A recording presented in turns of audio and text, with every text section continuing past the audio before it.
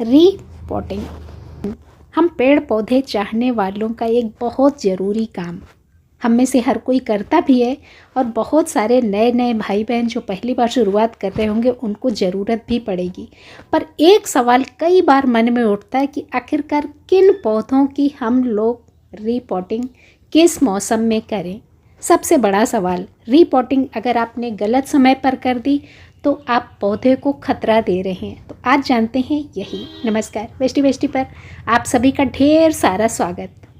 अभी इस सीज़न में बहुत सारे मेरे नए नए भाई बहन गार्डनिंग की शुरुआत करते हैं, तो इस तरह के ना कई सारे सवाल पूछे गए थे। तो बस एक छोटा सा अपना प्रयास कि आपकी शंका का समाधान सफल तरीके से कर पाऊँ।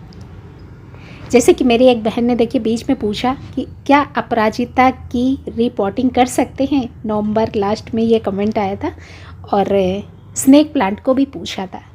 तो आज देखिए, सबसे पहले अपराजिता से ही शुरू करते हैं। अब मैं दिखा रही हूँ अपना आज की डेट का अपराजिता का प्लांट। कई दिनों से इस पौधे की रौनक खत्म हो रही है। इसका मतलब साफ है कि अब पौधे को आराम चाहिए। पौधा जाएगा डोरमेंसी में, यानी कि सुप्तावस्था में। ये देखिए, है ना, पत्ते पीले पड़ पड़ के झड़ रहे हैं। पर ये पौधा क्या कुछ दिनों पहले ऐसा था? नहीं था। इस पौधे में खूब सारी रौनक थी और खूब सारे फूल भी आते थे। इसी तरह देखिए बगल में अपना ही हर श्रृंगार, कुछ कुछ इक्का दुक्का फूल अभी भी खिल जाते हैं, पर धीरे धीरे ये भी बंद हो जाएंगे। और जो पत्ते आपको हरे दिख रहे हैं, धीरे धीरे जैसे जैसे ठंड बढ़ेगी ये पत्ते पीले पड़ते जाएंगे, काले पड़ते जाएंगे, है ना। तो ये सब पौधों का संकेत है कि अब मुझे आराम चाहिए, थोड़ा सा मुझे बख्श दो, मैं अब सोने जा रहा हूँ, इसलिए मुझे छेड़ा ना जाए। तो अब आप सोचिए कि अगर आप इन पौधों की रीपॉटिंग करते हैं, यानी कि पौधे को आप छेड़ रहे हैं, जबकि पौधा बिल्कुल भी इस मूड में नहीं है कि पौधे को छेड़ा जाए। तो इस तरह के पौधों को आप सुकून से आराम करने दीजिए।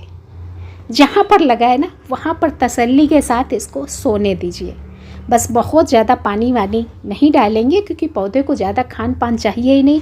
खाद तो हम लोग ऐसे पौधों में बिल्कुल नहीं डालेंगे। देखिए, रीपॉटिंग किन की करेंगे?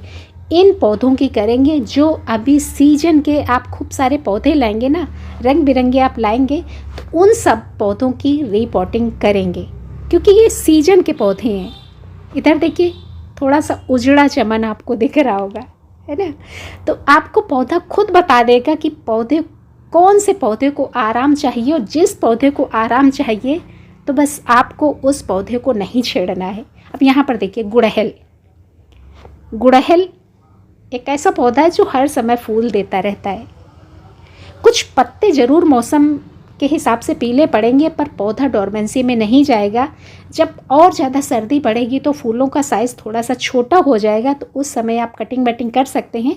पर फिलहाल इस पौधे को रीपॉटिंग की ज़रूरत नहीं है। हालांकि जब आप छोटा पौधा नर्सरी से लाएंगे, आप गुड़हल लाएं, गुलाब लाएं, तो रीपॉटिंग कर सकते हैं। पर आपके घर में जो पौधा है, जिस पौधे में कलियां लगी हैं, तो अगर आपने रीपॉट किया तो पौधा शॉक में जाएगा। रीपॉटिंग के बाद पौधे को झटका लगेगा, और जो आपकी कलियां बनी थी वो खिलने से पहले ही सूख जाएंगी।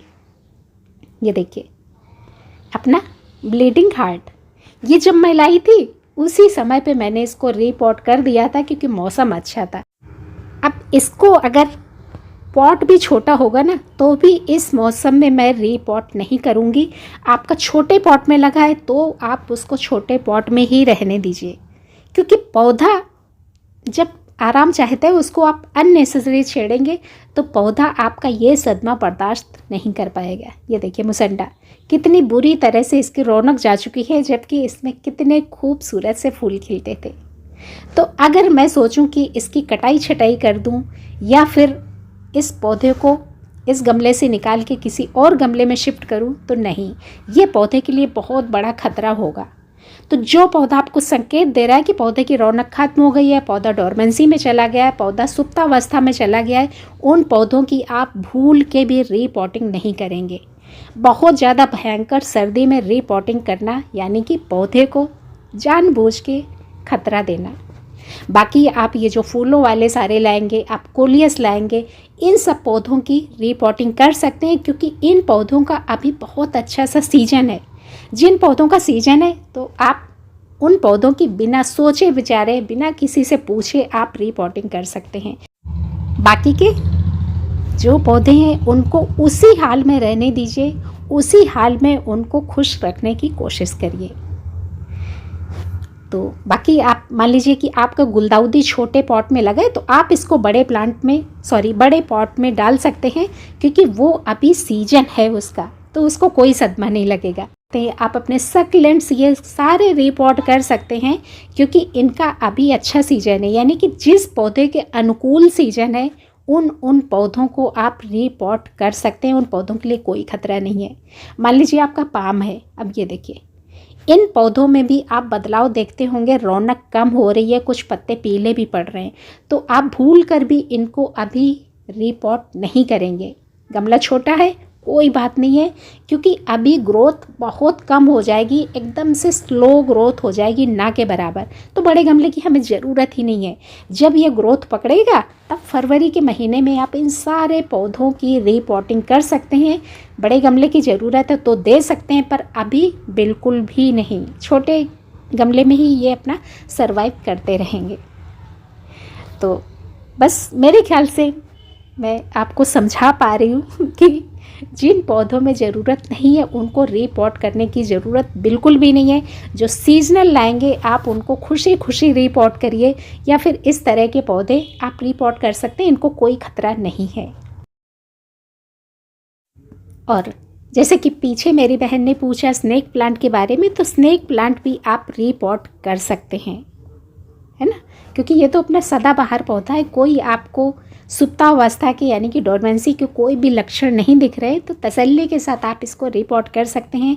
बाकी जो सुप्तावस्था में जा रहे हैं तो भले ही आपका पॉट छोटा है तो भी भूल के भी मत करिए। एक ये देखिए अजवाइन का पौधा है तो सक्लेंट, बाकी के सक्लेंट्स हम रिपोर्ट करेंगे पर अजवाइन को नहीं करेंगे, क्योंकि अजवाइन में अगर आपने ध्यान दिया हो पौधा डोरमेंसी में चला गया है, पौधे की ग्रोथ लगभग थम सी गई है ना, तो इसको झटका हम नहीं देंगे। ये जैसे चल रहा है वैसे ही चलने देंगे, जब अच्छा मौसम आएगा तब इसको रिपोर्ट करेंगे। तो ये सब कुछ पौधे आपको खुद बता देंगे कि कौन सा पौधा डोरमेंसी में जा रहा है, उसकी शक्ल बता देगी। तो आप उन पौधों को रिपोर्ट करने से बचिए, और बाकी के जो आपके सीजनल हैं तो उनको आप खूब सारी रिपोर्टिंग करिए, जो मर्जी हो वो करिए, एंजॉय करिए। पर हाँ, जाने से पहले वीडियो को लाइक ज़रूर करिए, सभी को शेयर कर दीजिए और चैनल का हिस्सा ज़रूर बनिए। मिलती हूँ किसी अगले वीडियो के साथ, तब तक के लिए धन्यवाद।